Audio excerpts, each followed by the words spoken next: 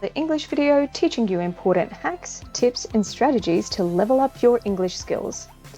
Make sure you have done the groundwork before you start. Know your text. You need to make sure that you have a solid understanding of social context, cultural assumptions, values, attitudes, and beliefs, and you need to know your literary devices. So that's a strong variety of literary devices, definitions, examples, and effects. We have videos on both of these things if you haven't already done so, and links to those videos, how to analyze your text effectively and how to identify literary devices, are in the description below. Hello to all you budding English writers out there. My name is Tracy Durango and I am the founder and director of Master Key Mentoring and General English Nerd. You can find me via our Facebook page, visit our website, or obviously via our YouTube channel, Master Key Mentoring. Be sure to like, subscribe, and hit the notification bell if you think these videos are helping you. And also, please hit me up in the comment section below for any suggestions of videos you may like me to create. I won't always have time, but right now I do, so make the most of it. Today's lesson is looking at how one quote can be used across many concepts, themes, and central representations. This is all part of my working smarter, not harder advice to students and saving you valuable time. The benefits of looking at one quote across many concepts is that it develops your skills of analysis. It allows you to go deeply into a text and therefore to understand that text deeply. It helps keep you focused on one thing and doing it really well. It totally helps you to prepare for your external exam where you do not know what that key concept is going to be. It is a total time saver. And this is how you save yourself valuable study time. We are still looking at 1984 because I am a little obsessed with the text at the moment, given current global events. But please remember, my teaching advice always pertains to any text you are studying, not just the one I have chosen as an example. So here we are going to be looking at another example from Winston Smith talking about the 2 minutes hate.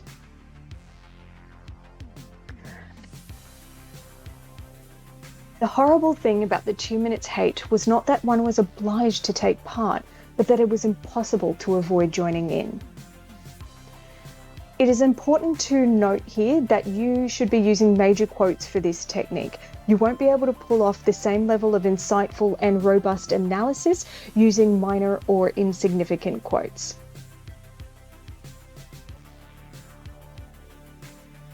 The first thing we are going to do is deconstruct and annotate the quote using your textual understanding and aesthetic understanding of the text.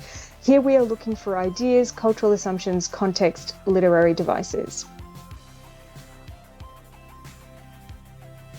Now, you should all be getting very familiar, hopefully, if I'm doing my job right, with this process of deconstruction and annotation. It is everything. It won't be the last time you see me using this. No.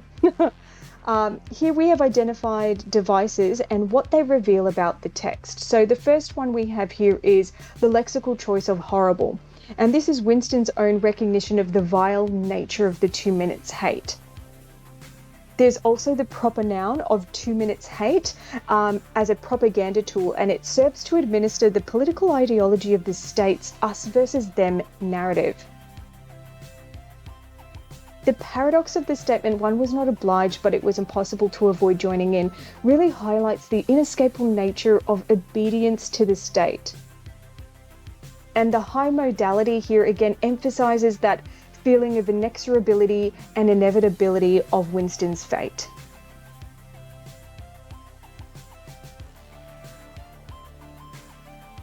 If you would like, you can also jump in and see our video on how to analyze quotes part 2, which specifically shows you how to integrate analysis using multiple techniques simultaneously. Now, in examining our quote, it's easy to just focus on the example of the 2 minutes hate as propaganda, and you absolutely could. It is the most obvious thing on the surface of the quote. But what I'm trying to teach you is the interconnecting and overlapping nature of all quotes.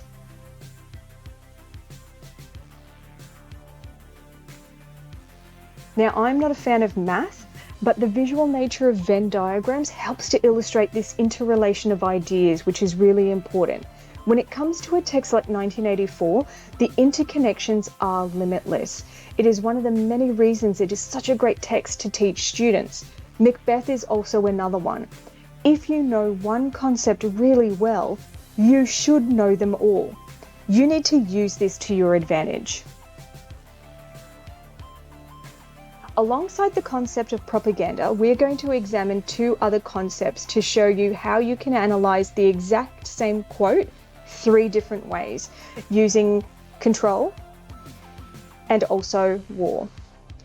You need to clearly define these concepts to consolidate your understanding and also to start the process of making the distinction across these concepts.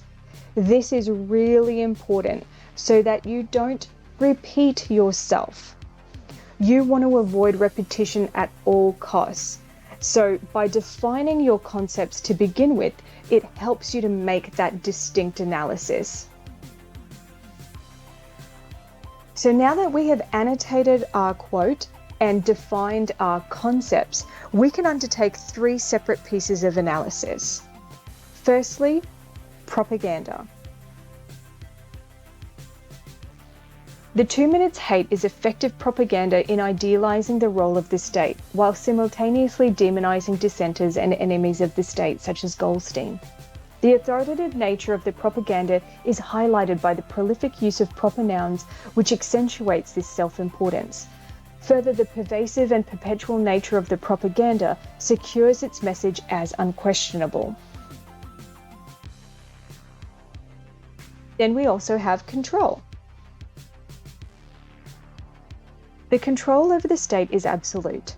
Winston recognizes this in his own description of the horrible nature of the 2 minutes hate, but despite this recognition, he still finds himself compelled to act.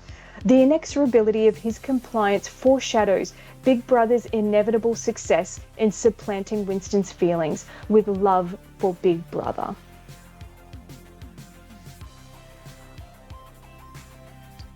And finally, let's analyze this quote, examining the concept of war. The 2 minutes hate operates at an individual level of propagating war. It ensures citizens are focused on a constant enemy outside of themselves and away from Big Brother. It is a way of directing their repressed aggression towards never-ending battles. Ironically, even though they are completely passive, the hate they spew at the screen acts as a perverted sense of empowerment. And we got all of this information from just one quote. To push yourself a little further, I encourage you to try and randomly select concepts or themes to analyze your quote. Within 1984 and certainly any Shakespeare text, you have a multitude of key concepts that you can choose from, so why not challenge yourself?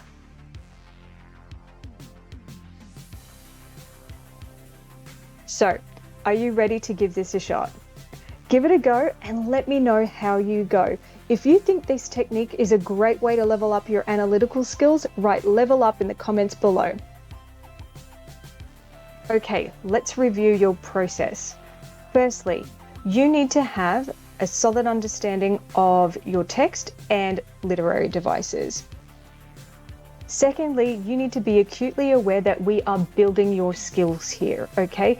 Firstly, you are going to be getting a deep understanding of your text, and by doing so, you are then also developing your skills of analysis. You are going to focus on one major quote at a time, so go for the big guns. Give yourself something that you can sink your teeth into.